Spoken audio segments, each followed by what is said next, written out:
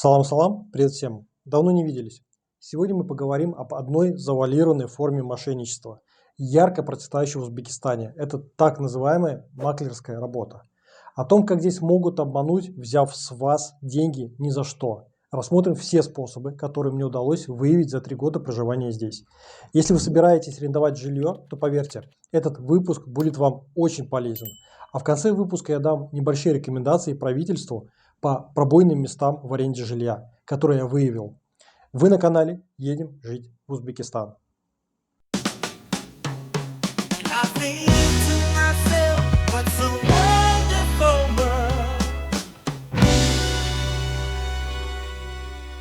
Как я уже сказал, я проживаю в Ташкенте более 3 лет и за это время уже трижды менял арендную квартиру. Во время поиска каждого варианта я лично сталкивался с несколькими видами мошенничества. И поверьте, они настолько хитрые, что обыватель их, скорее всего, даже не выявит. Что и логично, ибо если жертва понимала бы, что ее обманывают, то такой способ просто не работал бы и вымер по итогу. Прежде чем рассказать о том, к чему нужно быть готовыми, и перед тем, как я раскрою некоторые схемы для вас, чтобы вы их могли распознать при аренде жилья и сохранить свои средства, я хочу немного затронуть вопрос, почему же правительство такое допускает. Сейчас в правительстве республики выпускаются законы, регулирующие различные сферы деятельности, и не все, к сожалению, получается сразу. На днях ожидается выход закона о регистрации риэлторской деятельности на основании постановления президента Республики Узбекистан номер ПП-101 от 24 марта 2023 года. То есть сдача любого помещения, как коммерческого, так и жилого, должна будет осуществляться лишь через аккредитованную под эту деятельность организацию риэлтора. Но пока на момент написания мной сценария в этой сфере еще не навели порядок. Возможно, к выходу сюжета что-то поменяется. Узбекское общество не любит изменения и зачастую продолжает жить по своим сложившимся привычкам. А на все изменения уходит достаточно много времени. Потому могу предположить, что даже если этот закон введут и риэлторская деятельность по закону должна будет регулироваться государством, то еще в течение нескольких лет по инерции на рынке недвижимости все равно будут существовать маклеры-мошенники со своим хаосом. Правительство пытается отладить всю законодательную базу, приведя ее к международным стандартам. И это я лично замечаю в сфере строительства. Но какие-то вопросы, вероятно, являются первоочередными, а какие-то пока откладываются. Вероятно, проблематика в аренде жилья не кажется правительству первоочередной.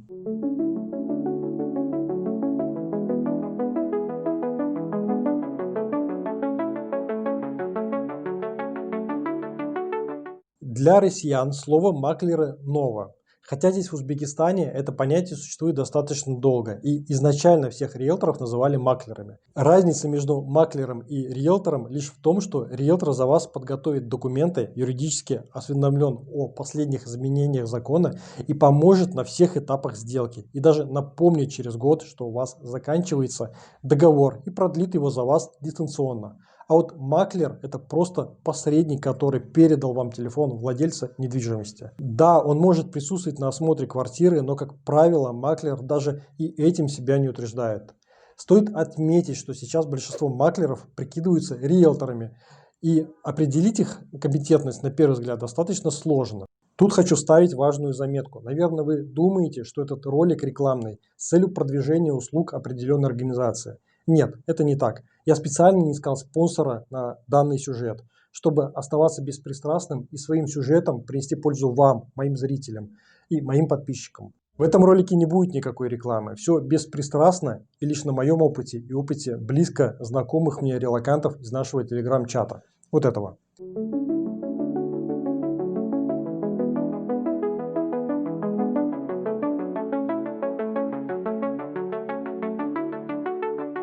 Если вы впервые приезжаете в Узбекистан, то будете особо уязвимы и не имея опыта, и не понимая специфику местной аренды. Да, и я в первые свои дни пребывания в Узбекистане начал искать жилье в интернете на ресурсе Olds, полагая, что это аналог российского Авито.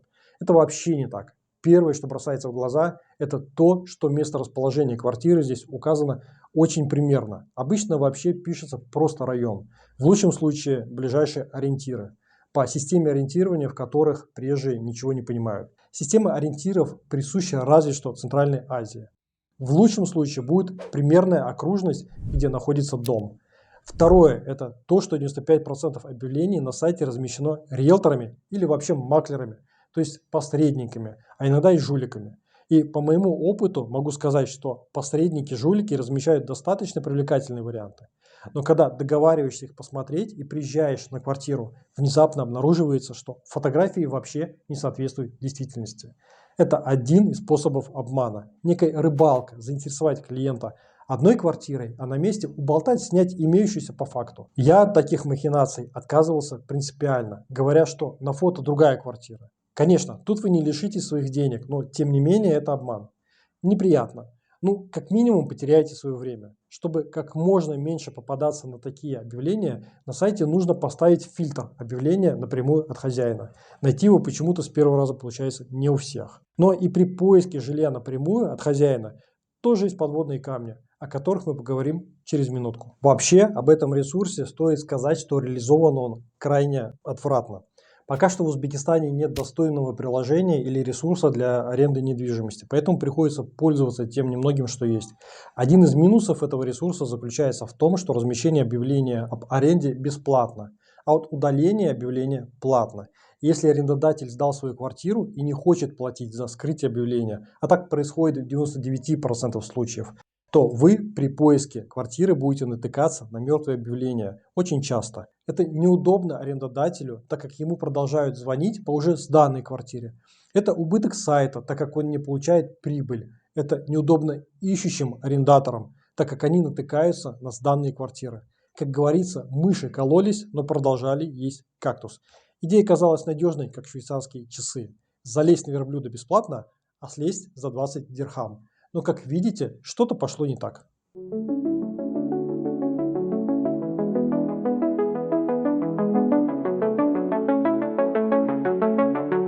Теперь же поговорим о тех случаях, когда вы напрямую лишаетесь денег. Понятно, что риэлторы или маклеры, косящие под риэлторов, берут 50% от стоимости месяца аренды за свою работу. Здесь такая ставка. В случае профессиональной работы риэлторов, которые вам помогут с заключением договора с налоговой, помогут на всех этапах сделки, помогут сделать временную регистрацию и даже своевременно будут следить за сроком действия договора и за вашей регистрацией и напомнят вам об этом и бесплатно второй и третий раз ее продлят. Да, такое тоже есть и на нашем опыте. Один из риэлторов именно так и делал. То тут очевидно, понятно, за что ты платишь эти 50% месячной аренды за первый месяц. А в случае с маклерами это так работать не будет. Опять же, лично на моем опыте. Мы искали квартиру по нужным параметрам и уже имея опыт дважды поиска и аренды жилья в Ташкенте при помощи риэлторов, я решил, что теперь способен сам разобраться с этим вопросом. Я искал через так называемое сарафанное радио. Если кто-то не знает, что это такое, это всевозможные сторонние ресурсы, чьи-то знакомые, различные телеграм-чаты и просто любые контакты и рекомендации от кого-либо. В данном случае я искал квартиру без посредника в специальной жилищной вкладке нашего телеграм-чата. Были разные варианты, не подходящие по различным причинам, пока от одного из участников нашего чата не появился интересный вариант, подходящий по расположению и стоимости. Позже выяснилось, что это был маклер. Я съездил на место, посмотрел вариант, обо всем напрямую договорился с хозяином квартиры. Например, у нас теперь два кота. Помимо российского Джеффи с нами теперь кот узбек Беруни. Так вот, мы с арендодателем обо всем договорились. По животным, по мебели. И я сам составил договор. Позже мы с арендодателем съездили в налоговую. Столкнулись в налоговой с проблемой, которую сами же с ним и решили. Дело в том, что с декабря 2024 года налог с аренды жилой недвижимости рассчитывается не от стоимости договора, а от оценочной рыночной стоимости квадратного метра квартиры относительно района ее расположения. Посмотреть это постановление можно вот здесь. Интересно, что мы созвонились с нашим маклером, который обещал помочь во всем. Но по этому постановлению он ничего, к сожалению, сказать не смог. Мы с арендодателем все изучили сами и вопрос решили. Квартиру арендовали, регистрацию сделали, договор официально заключили.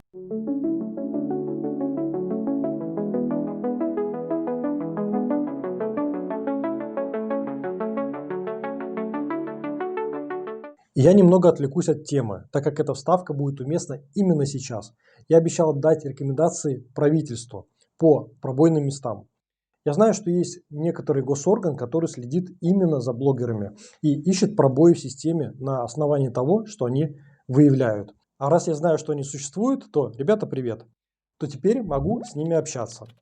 Раньше, чтобы меньше платить налогов, арендодатель фиктивно занижал стоимость договора, причем зачастую без ведома арендатора.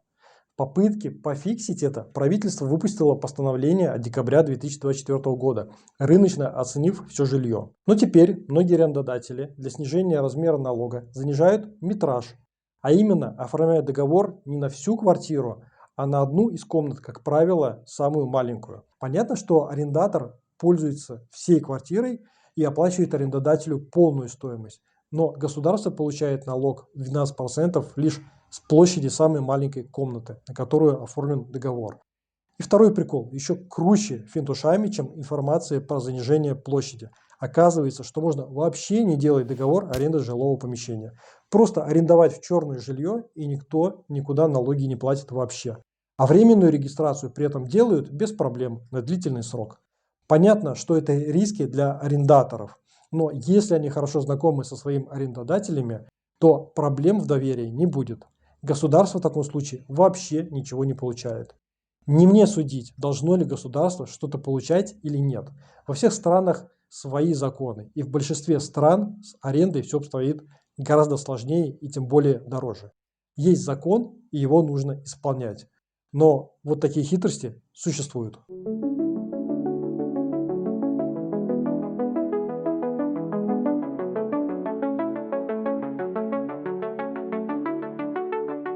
Вернемся к нашему маклеру. Так вот, арендовав квартиру, посредник-маклер, образовавшийся между мной и хозяином моей квартиры, еще 2 недели меня терроризировал, требуя деньги за якобы выполненную им работу риэлтора. Я сказал, что не могу оценить просто передачу телефонного номера арендодателя в такую сумму. Какое-то время он торговался, снизив требования оплаты за передачу номера до $100. Я при этом готов оценить эту работу максимум в $50.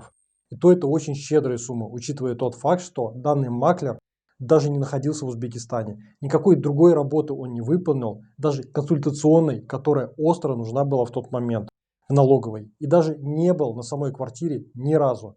Ни к чему мы с ним в итоге не пришли. Каждый остался при своем мнении. Но вот многие попадаются на такую удочку и считается, что раз квартира арендована, то и работа как будто бы выполнена. Нет, конечный результат всего процесса работы риэлтора не просто арендованная квартира, а грамотно оформленная и сопровожденная сделка с выполнением всех необходимых документов, договора аренды, регистрации в налоговой или Иджара Солик онлайн, оформление временной регистрации арендатором, фиксация всех согласий и условий в договоре. Друзья, будьте внимательны к тому, какую работу вам обещают и какую выполняют. Тут в Узбекистане почему-то считается, что нужно платить в любом случае, даже если ничего не сделано. Нет, это не должно быть так. Если работу не сделали, то и платить не нужно. Многие хотят деньги просто получать, а не зарабатывать. Есть такие вот маклеры, которые пользуются доверчивостью или незнанием, а потом еще психологически начинают давить, говоря, мы же с вами договаривались, а вы квартиру все-таки арендовали. А в моем случае я изначально сказал, что риэлторскую ставку готов оплатить в случае полной риэлторской работы. И, конечно же, маклеру выгодно услышать эту информацию так. Я вам заплачу полную ставку лишь за то, что вы мне передали телефон хозяина квартиры. Ведь это и есть работа риэлтора. Я ведь арендовал жилье по вашему номеру телефона. Друзья, деньги платятся за работу. Не ведитесь на таких горе-маклеров, выдающих себя за риэлторов. Особое скопление таких недобросовестных ребят есть на Челозавском базаре недвижимости.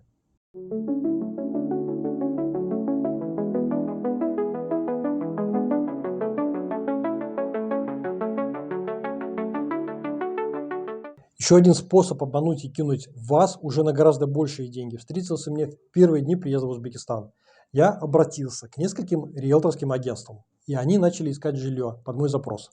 Один из риэлторов очень быстро предложил посмотреть вариант. Мы приехали по адресу, и, как я говорил ранее, фотографии квартиры были сделаны явно вообще в другом месте. Я отказался принципиально смотреть эту квартиру, так как она не соответствовала фото. Но оно-то и нужно было жуликам, чтобы сработала их схема обмана. Риэлтор между делом дала мне на подпись договор на риэлторские услуги. Как хорошо, что здесь данная работа оформлена договором, подумал я, и начал делать то, что не делает обычно 95% людей. Я начал читать договор. В этот момент, когда я начал ознакомливаться с договором, риэлтор сказала, что вот только что ей позвонили и случайно освободился отличнейший вариант, и прямо срочно нужно ехать, пока он не уйдет. Опять же, я поступил так, как обычно поступаю в случае давления и непонятной суеты. Это, наверное, профессиональная привычка по работе. Я начал еще больше вникать в процесс изучения договора, игнорируя внешние факторы и суету. Прочитав все 5 листов, не обращая на дерготню со стороны риэлтора, я обнаружил пункт номер 12 в середине договора, в котором было написано следующее. Услуги риэлторской подборки квартир оцениваются в $400 США и оплачиваются даже в случае, если клиент отказался от предоставленных вариантов. Нормальный ход. То есть они мне покажут несколько квартир, вообще мне не подходящих специально. И я должен буду им $400 в любом случае. Естественно, я это подписывать не стал. Еще 10 минут меня убеждали, что я обязан подписать этот договор и говорили просто не обращать внимания на 12 пункт и подписать. Смысл всего этого театра такой.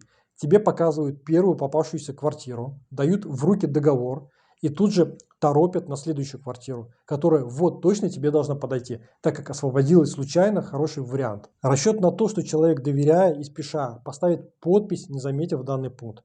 Друзья, всегда и везде внимательно читайте, что вы подписываете. Читайте от начала и до конца.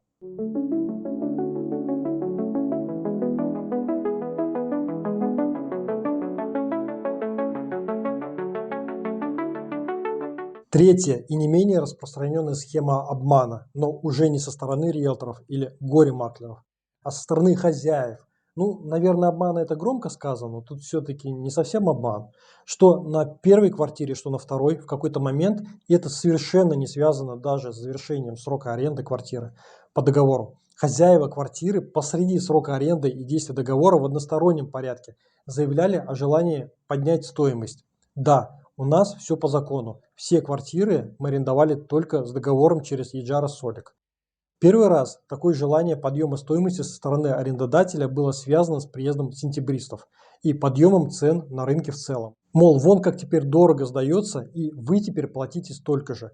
В таком случае открываете вот это постановление и внимательно его читаете. Изучив этот документ, скажу, что государство и закон находятся на стороне арендатора, того, кто снимает жилую площадь и защищает вас от своевольного подъема цены со стороны арендодателя. Я изучил также условия договора, правда его пришлось перевести с узбекского языка через GPT, и выяснилось, что арендодатели в налоговой указали стоимость аренды в $60 в месяц. А учитывая тот факт, что все платежи я фиксировал расписками арендодателя, то по расчетам из учета в $60 получается, что я оплатил ему жилье вообще более чем на 5 лет вперед. В итоге, как вы поняли, сумма за аренду хозяином поднята не было. А в назидании за такие односторонние и наглые идеи я решил наоборот снизить стоимость аренды, но на символические $30 в месяц. И вместо $550 я стал оплачивать $520 в месяц. Хотя по договору вообще мог платить 60, причем изначально. Мы дожили до конца действия договора и съехали на вторую квартиру, где уже через 1,5 года ситуация повторилась, только уже без сентябристов, а просто на желание хозяйки поднять стоимость со своей стороны. Поскольку сумма удорожания была небольшая, да и прожили мы по этому адресу уже как 1,5 года, то я решил не прибегать к методу встречного снижения цен, как на первой квартире на основании закона, никого не нервировать, а просто съехать на другую квартиру. Тем более, что на фоне оттока релокантов спрос перестал превышать предложение, и цены на жилье начали снижаться и снижаются до сих пор, кстати. В ту же сумму мы нашли на данный момент вариант ближе к центру и в более удобном нам районе. В данном случае я рекомендую вам прописывать договор и все условия заранее, писать в договор условия о подъеме или снижении цены, предварительно обо всем договориться и с арендодателем не спешить, а все обговорить. И самое главное, все прописать в договоре. Закон на стороне арендатора.